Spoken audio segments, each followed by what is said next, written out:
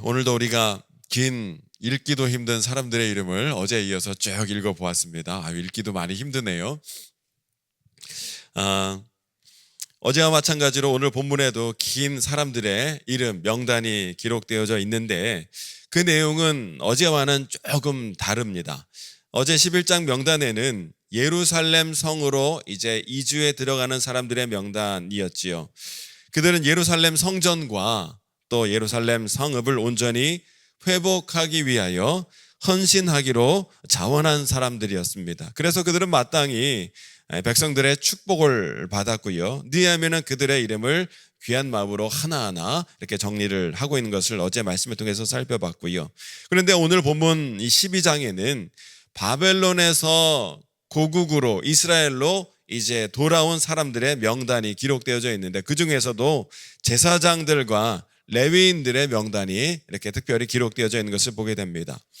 이 제사장과 레위인들의 명단을 이렇게 따로 정리하여 기록하고 있는 이유는 이들이요 성전을 회복하고 성전 제사를 회복하기 위한 핵심적인 역할을 맡은 자들이었기 때문이라는 거예요. 이들이 없으면, 제사장과 레위인들이 없으면 성전은 그야말로 무용지물이 되어버리고 말지요. 그래서 느헤미야는 성벽을 완공하고 예루살렘 성 낙성식을 거행하기에 앞서 이 성전 제사의 근간이 되어지는 이 제사장, 레위인들의 명단을 특별히 이렇게 정리하고 있는 것을 보게 됩니다. 왜냐하면 이 성전 제사가 확립되지 않으면 예루살렘 성전도 예루살렘 성벽도 다시 건축한 의미가 다 없어지기 때문에 그렇다라는 거예요. 그래서 느헤미야는 성전 제사를 위한 이 제사장, 레위인들의 이름을 이렇게 따로 정리함으로써 이들이 본연의 임무를 잘 감당하고 이를 통해서 성전 예배가 다시 정상적으로 회복되어지고 또 이를 통해서 이스라엘 백성들이 하나님 앞에 견고한 신앙의 공동체로 거듭나기를 기대하는 마음으로 오늘 명단을 하나하나 정성스럽게 정리하고 있다는 것입니다. 오늘 본문의 명단은 크게 두 부분으로 나눌 수가 있겠는데요. 1절부터 11절까지는 1차 포로 귀환 때 1차, 2차, 3차로 나누어서 오지 않았습니까? 1차 포로 귀환 때에 대제사장이었던 예수아 시대 때에 이 제사장과 레위인들의 명단이 기록되어져 있고요. 그리고 12절부터 26절까지는 예수아의 뒤를 이어 대제사장이 된 요야김 시대 때에 제사장과 레위인들의 명단을 또한 기록하고 있는 것을 보게 됩니다. 오늘 본문을 통해 우리는 좀 두 가지를 좀 우리가 생각해 볼 것인데, 첫째는요, 느헤미야가 예루살렘 성 낙성식을 앞두고 이 제사장과 레위인들의 명단, 어떻게 보면 영적 지도자들이죠. 이들의 명단을 먼저 정리하고 정비한 것과 같이 여러분, 이 세상 나라가 온전히 바로 서기 위해서는 먼저 영적 지도자 역할을 감당하고 있는 교회와 성도들이 바로 설 수 있어야 한다는 것이. 그리고 이를 위한 핵심은 바로 예배 회복에 있다. 예배가 온전히 회복되어지는 일에 있다라고 오늘 말씀을 통해서 우리가 먼저 도전하고 교훈하고 있는 거예요. 여러분, 느헤미야가 제사장을 세우고 레위인을 세운 것은요, 제사, 즉 예배를 온전히 회복시키기 위함이었지요. 느헤미야는 하나님의 참된 백성이 되는 것은 무엇보다도 온전한 제사가 회복되어지는 것에 있다라고 확실하게 믿고 있었다라는 거예요. 여러분, 이것은 오늘 우리에게도 마찬가지입니다. 우리가 진정 하나님의 백성이라면, 내가 하나님의 백성이라면, 내가 구원받은 성도이고 내가 하나님의 참된 백성이라면 우리 성도의 삶에 무엇보다 무엇이 있어야 하는가? 우리가 예배를 소중히 여기는 마음이 있어야 되고 하나님 앞에 온전한 예배자로 바로 서 있어야 한다는 것이. 왜냐하면 예배야말로 우리가 하나님 백성임을 고백하고 하나님 백성이라는 것을 확인하는 너무나 중요한 자리이기 때문에 그렇다는 거예요. 종교학자들은요, 어느 종교가 되었든지 그가 그 종교 공적인 모임에 한 달 이상 참석을 안 한다?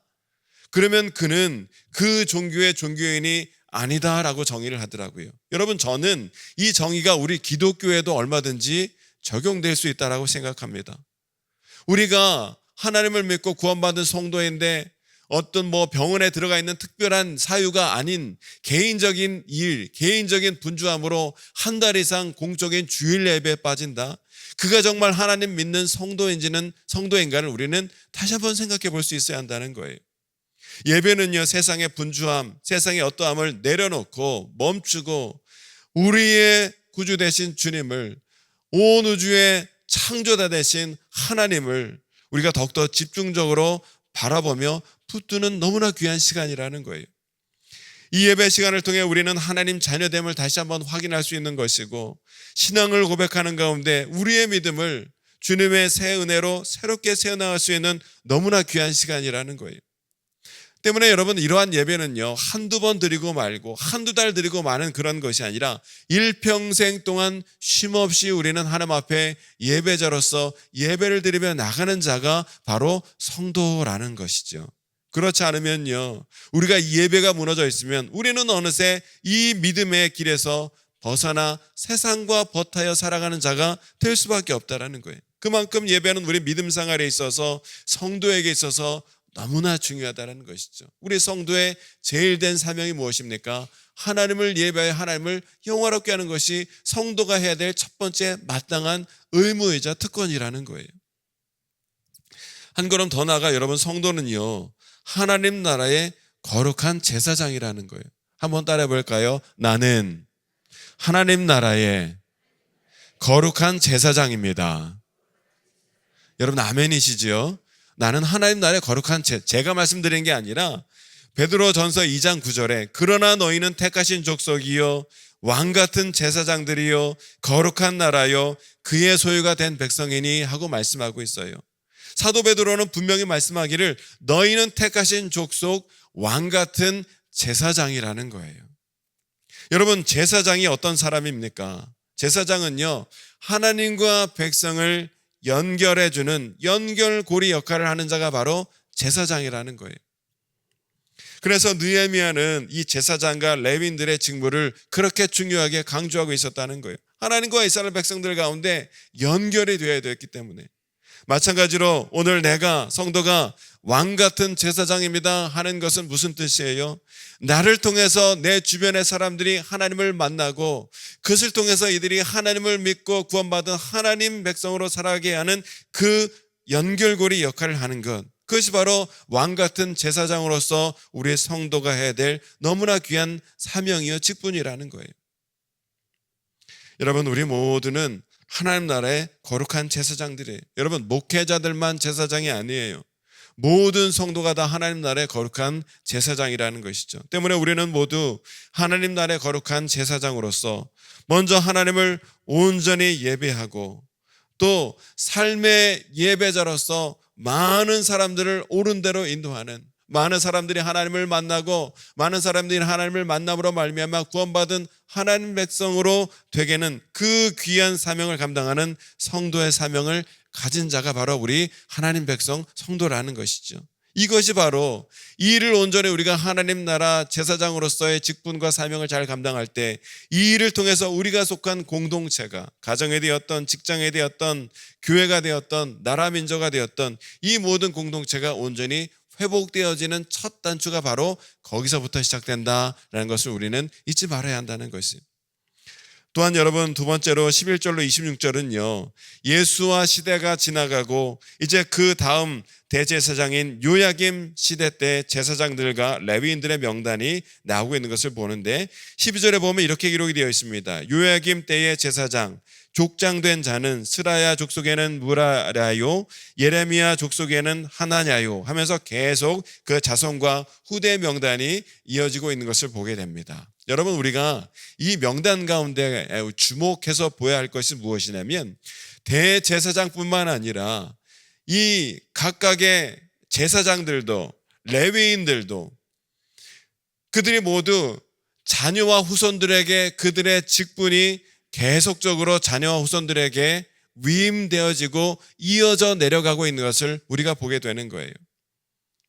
어떤 사람들은 이 구절을 두고 교회 세습의 근거가 되는 것이 바로 이 구절이다, 이렇게 얘기하는 분들도 있는데, 그런데 오늘 본문은 교회 세습을 정당하기 위한 그런 구절이 아닙니다. 오늘 성경이 말씀하고자 하는 것은 이 제사장들, 레위인들의 직분이 계속 세습되었다는 것을 말씀하는 것이 아니라, 제사장 가문뿐만 아니라 레위인뿐만 아니라 유대인 일반 가정에서도 이 부모의 믿음과 신앙과 사명이 그 자녀와 후손들에게도 계속적으로 잘 전수되었다 하는 것을 말씀해주고 있는 대목이라는 거예요. 이것이 너무나 중요했다는 거예요.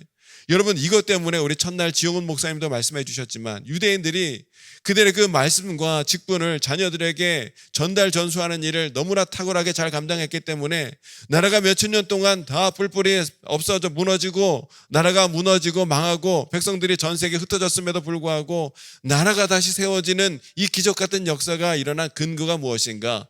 믿음과 신앙을 자녀들에게 귀하게 말씀을 전수했기 때문에 이 놀라운 일이 그들에게 일어날 수 있었다라는 것이죠. 여러분, 느헤미야 시대 때에는 성전에 오늘 성경이 말씀하시고자 하는 것이 바로 그것을 우리에게 말씀하고 있는 거예요. 여러분, 느헤미야 시대 때는요, 성전에 제로된 헌금도 없었지요. 헌물도 없었지요.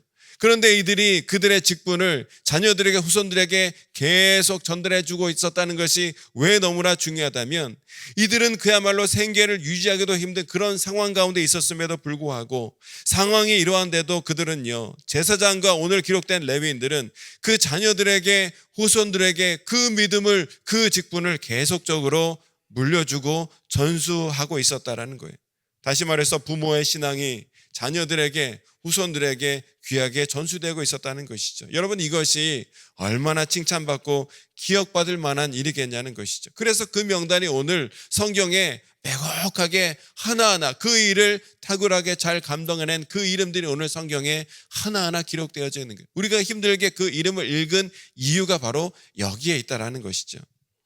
또 24절에 보면 레위 족속의 지도자들이 언급되고 있는데, 24절 하반절에 보면 하나님의 사람 다윗의 명령대로 순서를 따라 주를 찬양하며 감사하고 하고 말씀하고 있습니다. 레위 지도자는 특별히 하나님의 사람 다윗의 명령대로 순서를 따라 주를 찬양하며 감사했다 하고 말씀하고 있습니다. 여러분, 다윗은요, 오늘 본문을 기준으로 500년 이전의 사람으로서 유대인들에겐 가장 유명하고 가장 유명한 왕이 바로 다윗 왕이었죠. 그런데 느헤미야는 오늘 다윗 왕을 가리킬 때에 왕의 직함이 아니라 하나님의 사람이라고 말하고 있는 것을 보게 됩니다. 그는 위대한 왕이기 전에 하나님 앞에 위대한 성도였다라는 거예요. 신앙인이었다라는 거예요. 그것이 하나님 앞에 더 중요하다는 사실을 느헤미야가 강조하고 있는 것이죠. 바로 그 하나님의 사람 다윗이 정한 대로 레위인들을 찬양대로 세웠다 하고 본문은 말씀하고 있지요. 이것은 단순히 어떤 다윗의 명령, 다윗이 세워서가 아니라 이것이 바로 하나님이 기뻐하시는 일이었고, 레위인들은 그 하나님 기뻐하시는 일에 따라 찬양대를 조직하여 그 하나님을 찬양하며 하나님께 감사하는 일을 귀하게 감당하였다 하는 것을 오늘 성경이 말씀하고 있는 거예요. 이것을 통해서 우리가 알 수 있는 것이 무엇이냐면, 이 제사장과 레위인들은 이 좋은 신앙의 전통, 믿음의 유산을 계속적으로 잘 물려받아 그 직무를 잘 감당해내고 있었다는 것입니다. 그들은요, 신앙을 온전히 전수받고 좋은 신앙의 전통에 따라 성전 각자의 자리에서 이와 같이 각자의 직무를 귀하고 충성되이 잘 감당하는 가운데, 예루살렘 성읍이, 성전이, 나라와 민족이, 공동체가 하나님 앞에 거룩하게 회복되는 일에 최선을 다하여 그들의 나라가 온전히 서 나갈 수 있었다라는 거예요. 그래서 그들의 이름이 이렇게 명예롭게 성경에 기록되어 있는 것을 우리가 보게 되지요.